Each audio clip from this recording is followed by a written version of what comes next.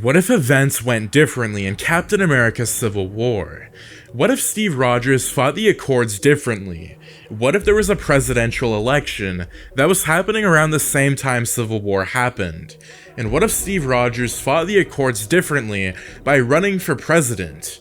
What do you think would have happened, my fellow watchers, if this multiverse timeline took place?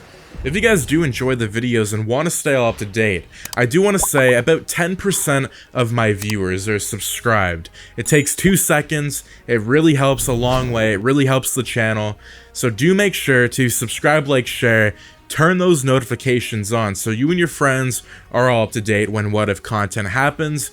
We're on Season 1, Episode 10. That being said, let's get into this Marvel's What If. Thaddeus Ross and Tony Stark stepped into the room, which earned them the attention of the other Avengers. Wanda was uncertain at this point, because she knew that any bad news would be her fault. After all, she had lost control of her powers and had killed relief workers from Wakanda. Ross began to speak, informing the Avengers that the United Nations had decided that the Avengers would sign the Sokovia Accords, a pact that would ensure that their movements would be supervised and policed by an international panel. Moreover, if they didn't sign the Accords, it would be considered treason. At this moment, the Avengers were shocked.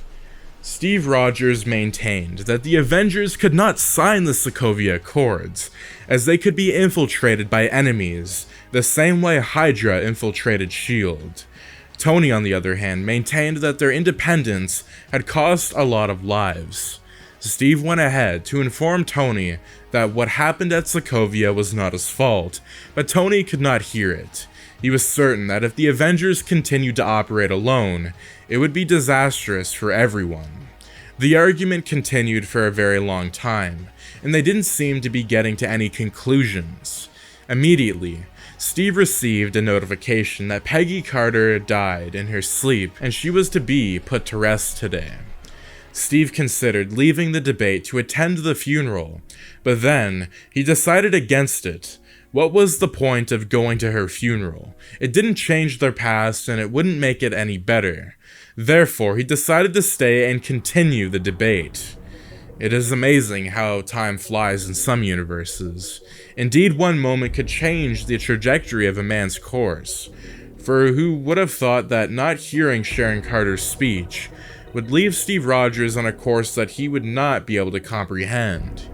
Steve was pulled back to reality when he heard his bodyguards inform him that the press was waiting for him. He quickly straightened his tie and attached his dark suit.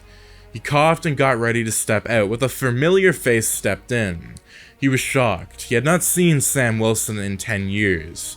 Not ever since he had broken his vow and agreed to signing the Sokovia Accords. "Hello, Mr. President," Sam Wilson greeted me. Steve's only response was an awkward nod.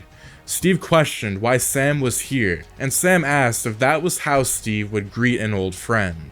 Steve noted that even if he was able to exchange something with Sam, he knew that Sam did not hear for all that long. After all, Sam must have hated him by now. And Sam had a good reason to, as they spoke.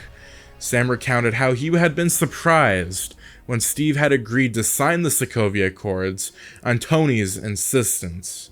How Steve had been silent when Bucky Barnes was accused of launching an attack on the United Nations headquarters in Vienna. How Steve had allowed Wanda to be apprehended by the CIA military forces, and when Vision attempted to intervene, he was silent when Vision apprehended him too. The movement of the Avengers had been heavily restricted for 10 years, and rather than fight, Steve went for a political career. And once he became president, Sam had a thought that he would fight for the revocation of the Accords, but here was Steve preparing to speak to the press on the relevance of the Accords. Steve was silent throughout the talk. When Sam finished, Sam noted that he was more hurt when Thanos had invaded Earth years ago.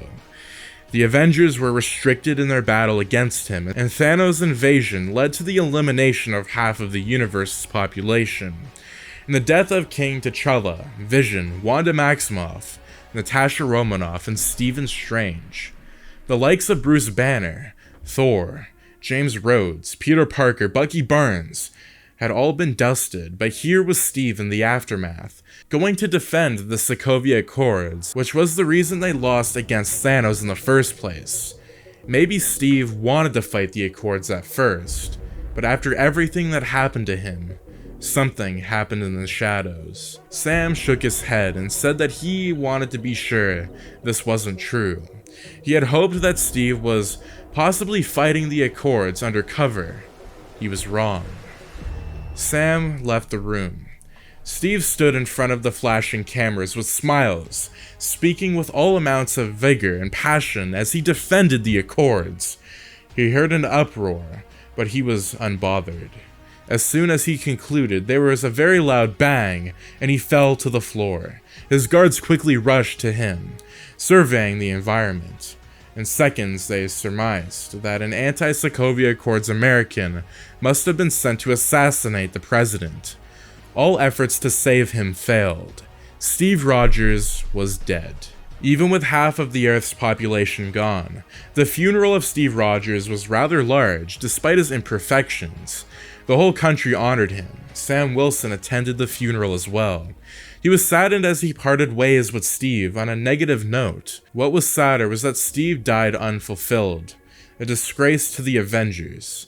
As he wept silently, a figure stood behind him. He opened his eyes to see Sharon Carter, her hands in her pockets. She told him that there was something Steve wanted him to know when he was ready, and now he was ready. Did it work? Steve asked as he came out of the containment pod. Yes, Tony Stark answered with a smile. Tony had designed a bullet capable of incapacitating Steve in such a way that he would appear dead. The bullet would render him comatose for months. He would be buried, and at the right time, Tony would dig him out. Everything worked according to plan. The whole world thought President Steve Rogers was dead. Now Steve and Tony were going to assemble their surviving Avengers, and they would find a way to reverse what Thanos did. Moreover, they would fight the Sokovia Accords till their dying breath. And that is going to be the big plot twist at the end, for what if Steve Rogers had run for president?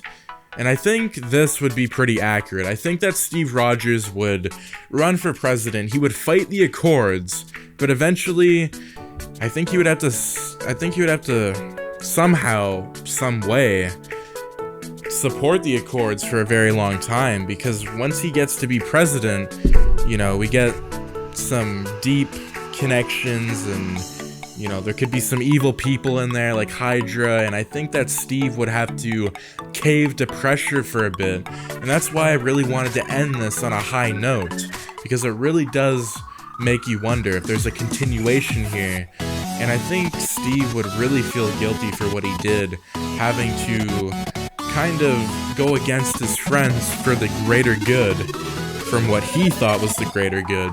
But that being said, that is going to be Season 1, Episode 10 of What If Steve Rogers Had Fought the Accords by Running for President in Captain America Civil War.